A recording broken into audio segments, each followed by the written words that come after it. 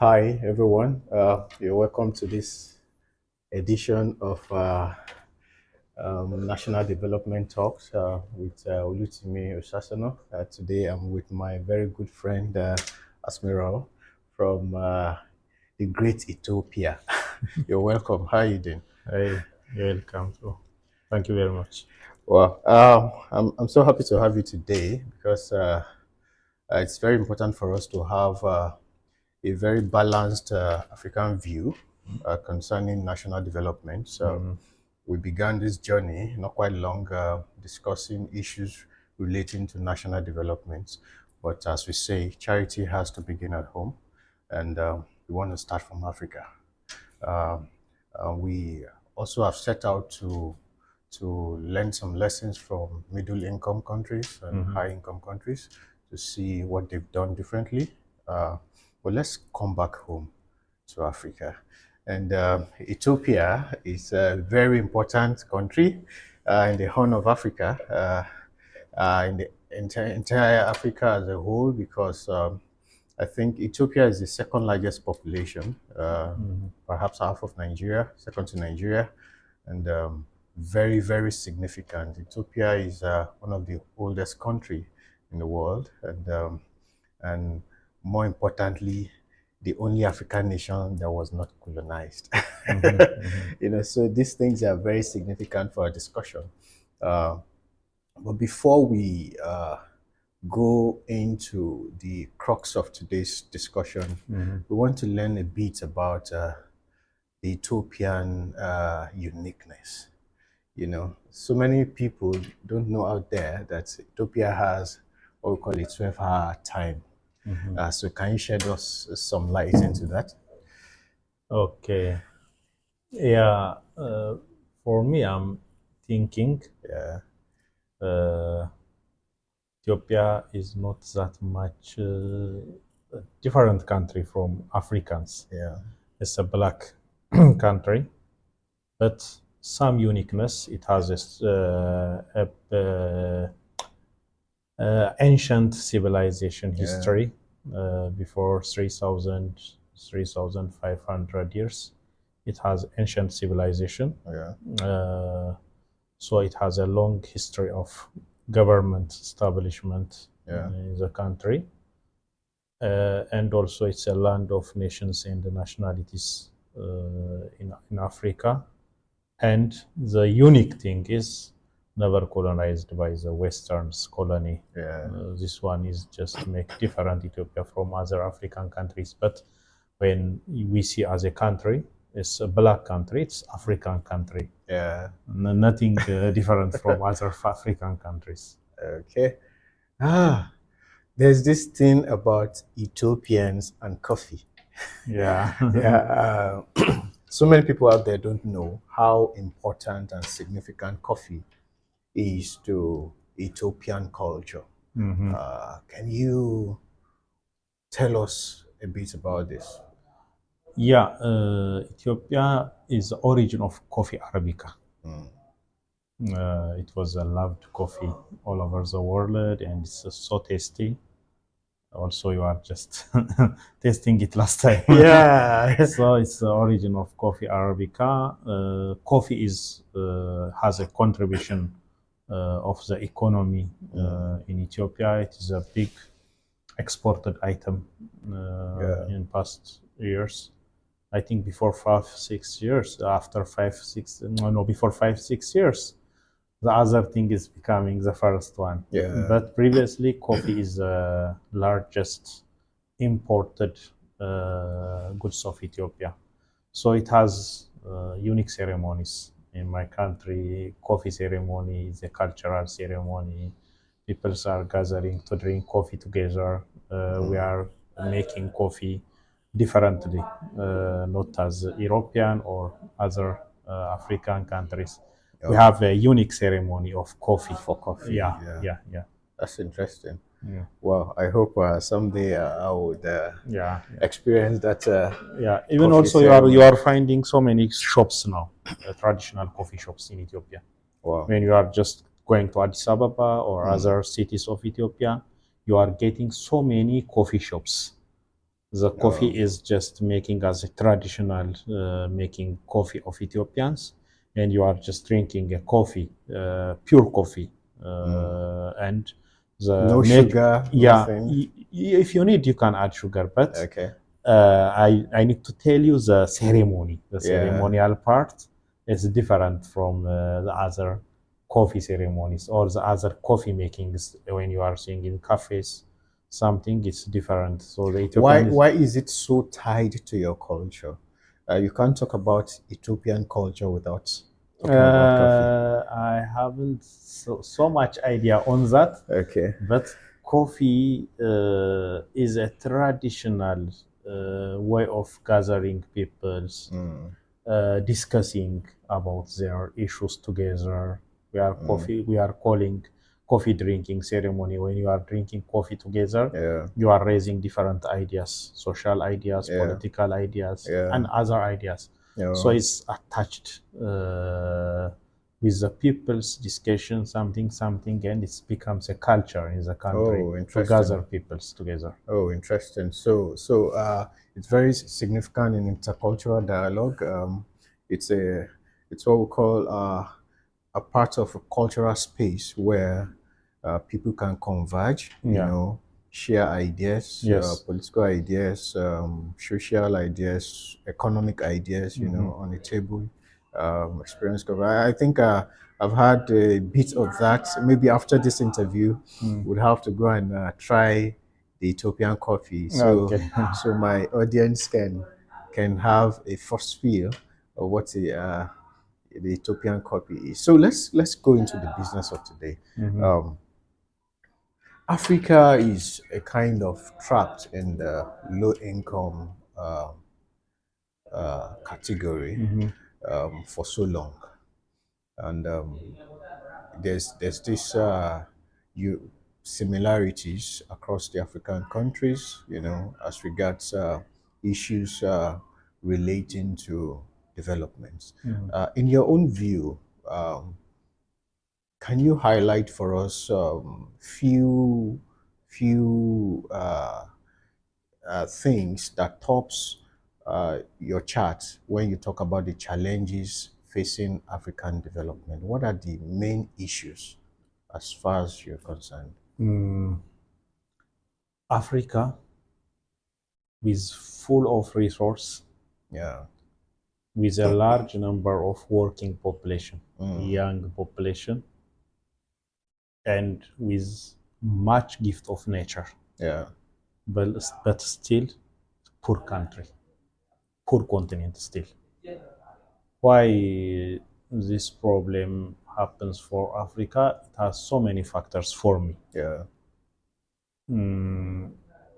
The first factor is lack of good governmental systems. Okay. Uh, those are the legacies of colonialism. Yeah. It's dividing Africa. So many countries, more than I think 52 or 54 Yeah. countries in Africa.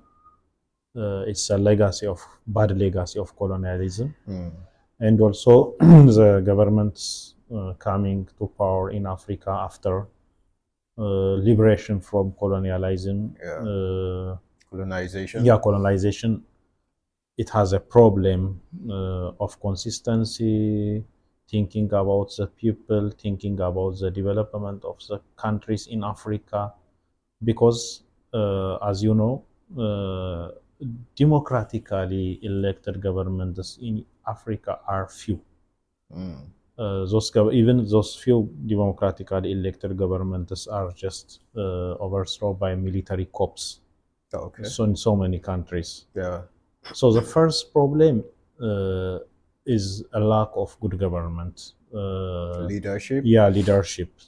Because when we are seeing one government starting to work its efforts to develop the country and trying its best way, but it's when it fails and it's go, the next coming government doesn't continue from that. Yeah. The main problem of the succeeding government is multiplying the previous effect by zero and starting from zero. Wow. So this leads Africa to vicious circle. So it needs to become virtuous circle to just avoid African problems. So always adding on the effort of the previous is a problem. The second one is rent-seeking political economy and corruption, especially. Corruption is a problem of Africa because when you are getting a power, much of African politicians, they are not thinking about the public. They are thinking about themselves, their future life, something, and they are not working for the country as a whole. They are working for their family and their tribe, something.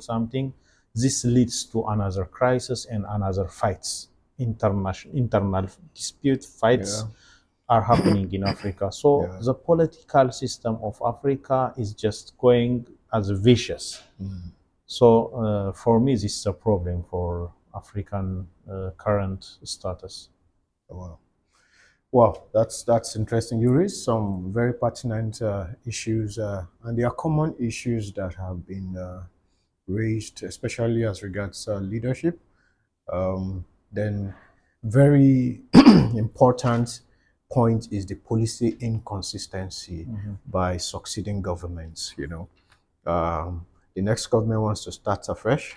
Nobody wants to continue the legacies to build on the foundations of previous governments. And again, if we look at the political party system across Africa, it is most of these political parties don't have unique or different ideologies.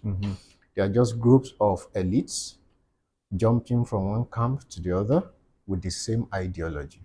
So with that should also help to in a way enshrine consistency in government, in governance.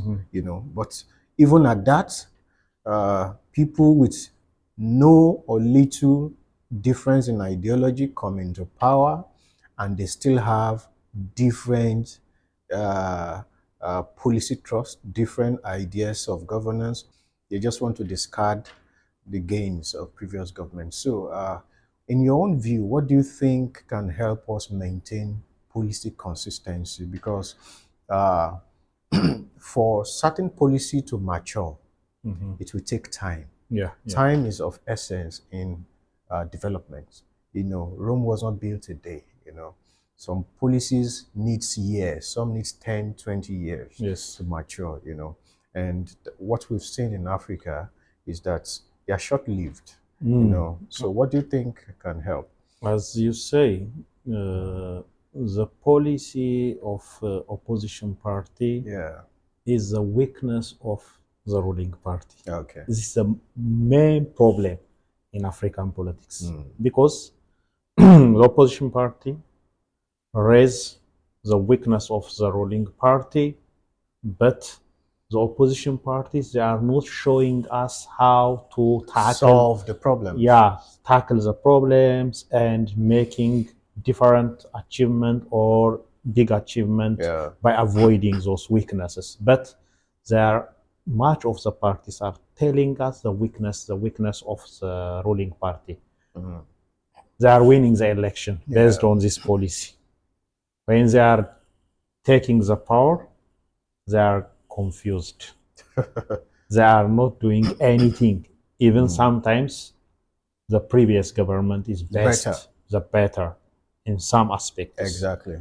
So the main problem is the thinking of political economy. So as I told you before, the main problem of African politicians is their thinking is just rounding on rent-seeking things. He's opposing the current government, or the current prime minister or president is working for his family, for his tribes, for his something. So after that opposition leader is taking a power, but he makes a change. He's not doing a change, but because his supporter is his tribes. Yeah. He's just organizing his tribes to take the power. After that, he's continuing even badly than the previous president Exactly. or prime minister.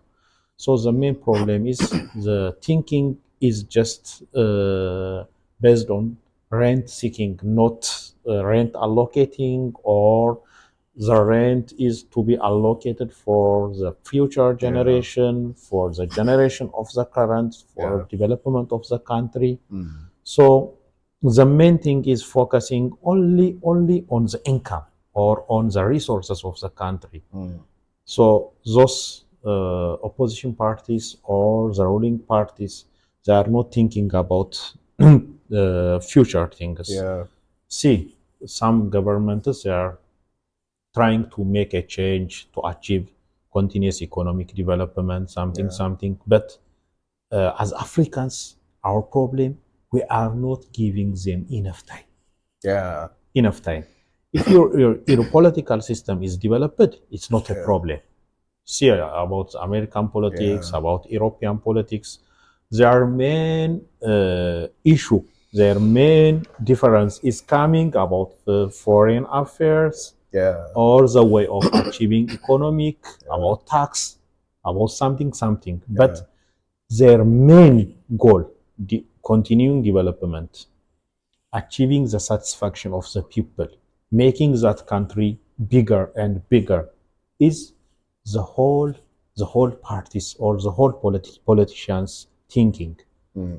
Their different is slightly different on foreign affairs, something, something. Yeah.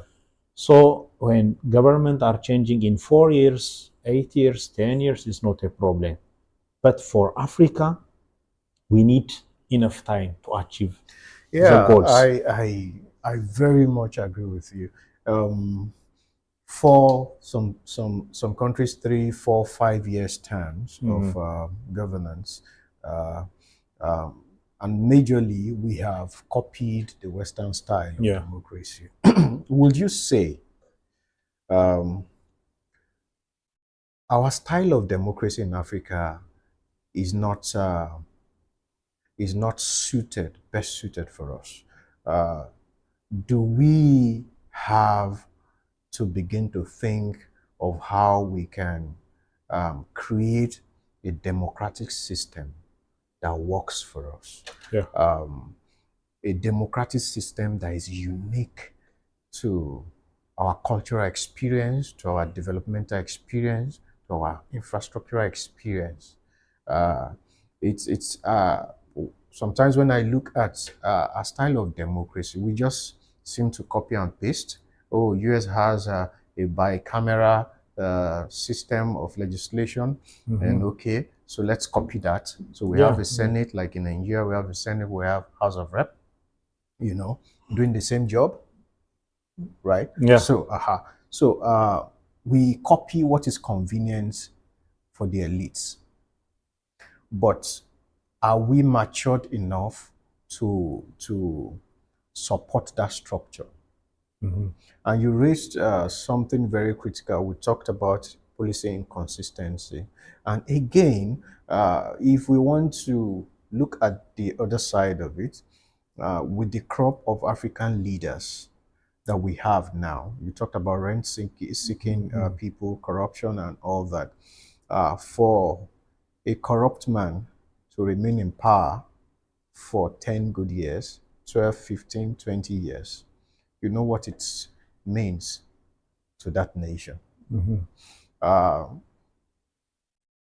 I hope we'll be able to get benevolent leaders, leaders with vision, to stay that long, but we have countries in Africa that their leaders have stayed for decades. And what is their experience? So we're talking about policy inconsistency. Their policy has been consistent, and we've not seen any difference.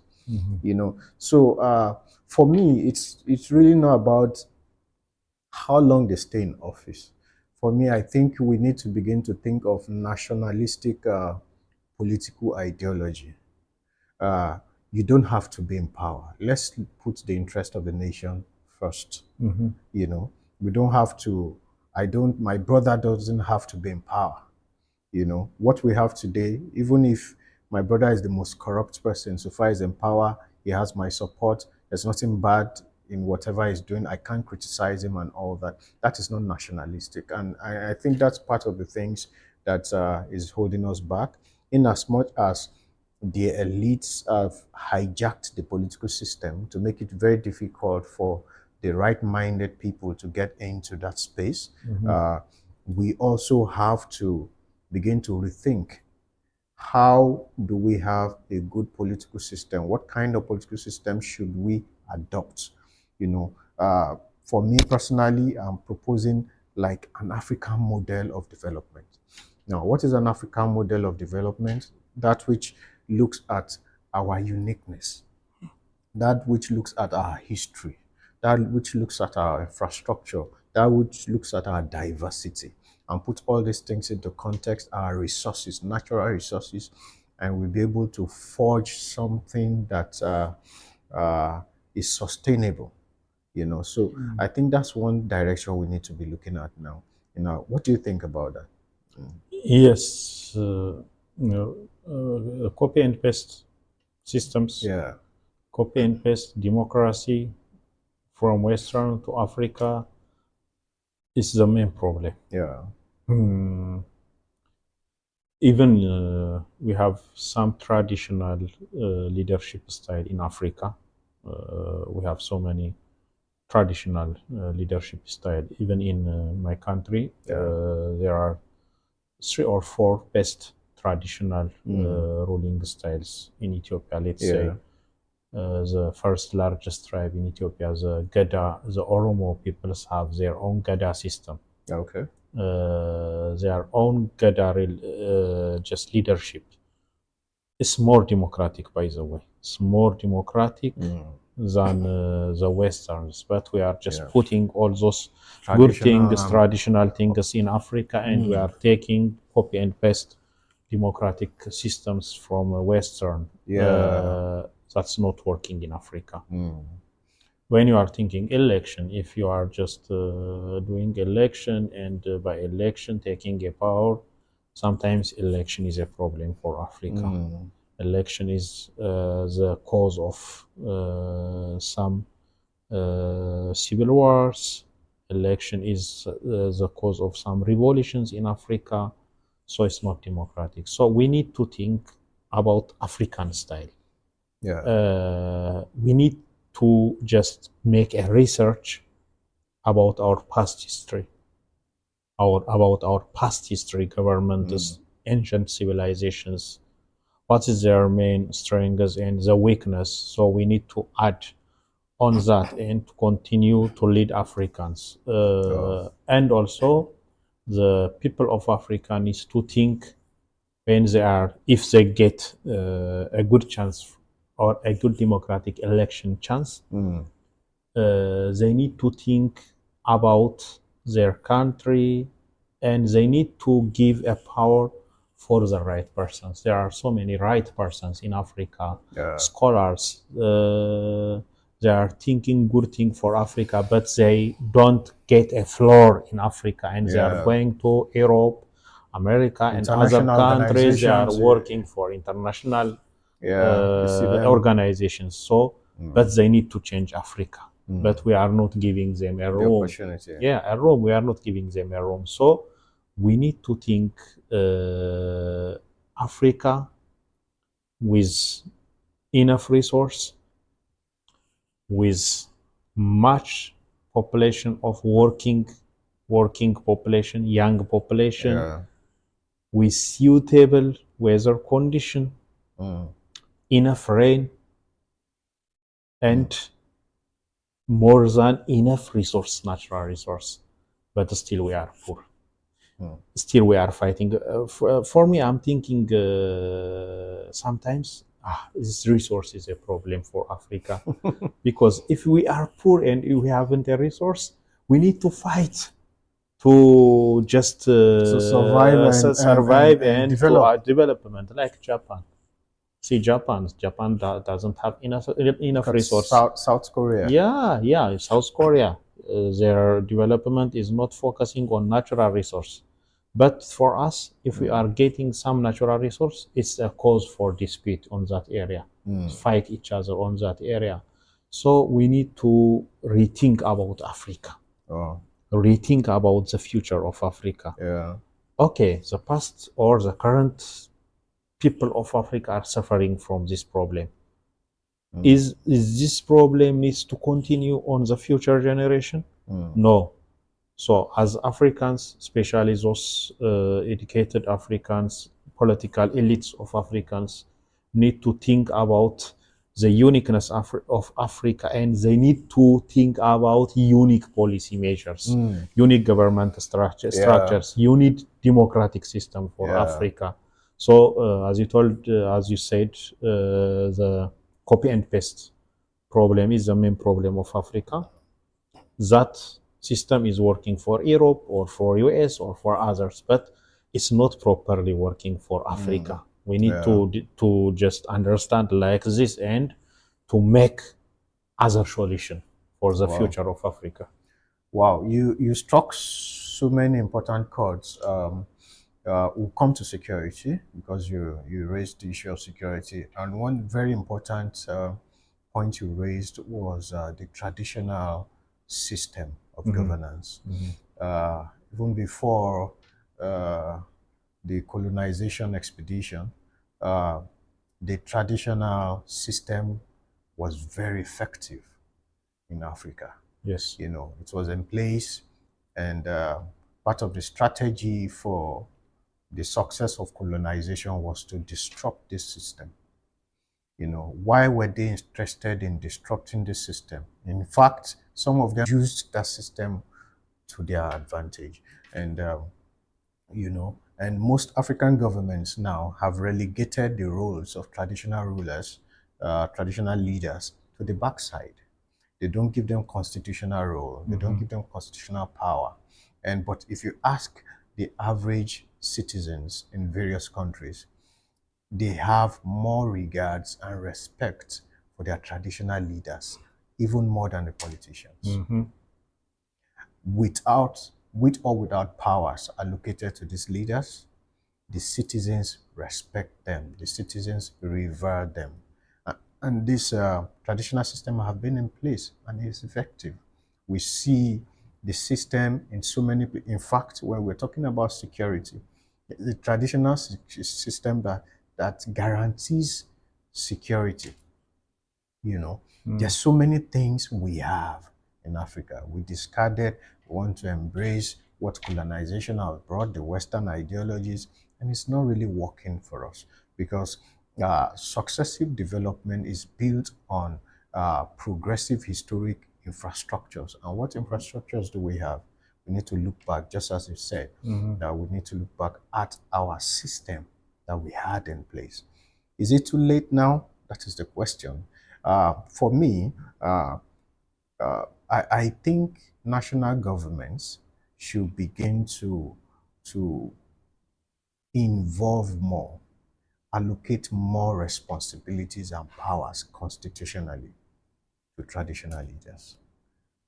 I think they should give them more prominence. For example, in my country, a man as powerful as the Emir of Kano, a man as powerful as the Oni of Ife, with his empire, is under a local government.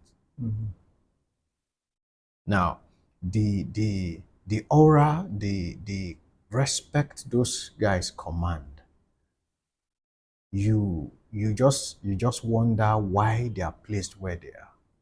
But when we begin to give them more constitutional relevance, more constitutional power, they are able to organize certain things, you know, and remove certain burdens from the political elites, right? So that is that. So let's go into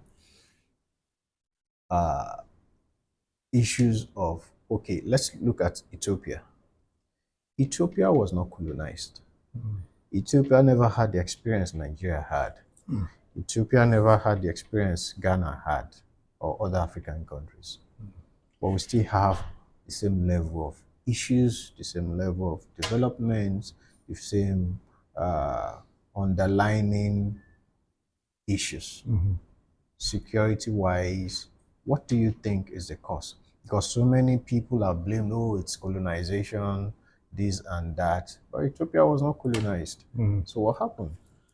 Okay, let's add one thing.